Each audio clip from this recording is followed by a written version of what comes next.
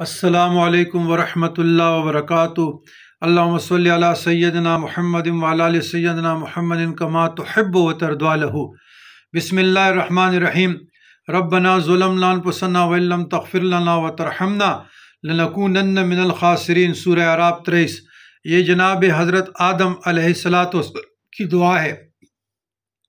ربنا ظلمنا انفسنا، اے ہمارے رب، ہم نے اپنے اوپر ظلم کیا، ستم کیا۔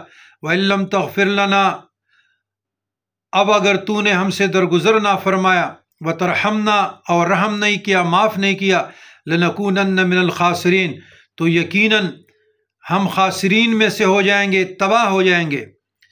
مثلا جو گناہ کبیرہ میں مبتلا لوگ ہیں، شراب میں، جوئے میں، زنا میں، غیبت میں، سود میں، قتل میں، جو بھی گناہ کبائر ہے، تو اس سے نجات کے لیے اللہ کی بارگاہ میں سربسجود ہو کر یہ دعا پڑھیں۔ اس کے علاوہ بھی گناہ صغائر اور کبائر دونوں کے لیے، جو ہم سے گناہ روزمرہ کے معمولات میں ہو جاتی ہے، ناف تول میں ہو جاتی ہے، معاملات میں ہو جاتے ہیں، بولنے میں ہو جاتی ہے، بیٹھنے میں ہو جاتی ہے، اس کے لیے بھی اللہم ربنا آتنا فی الدنیا حسنۃ وفی الآخرۃ حسنۃ وقنا عذاب النار کے بعد یہ دعا ضرور اپنے نمازوں میں خشوع و خضوع سے پڑھا کریں، تو فائدہ ہوگا۔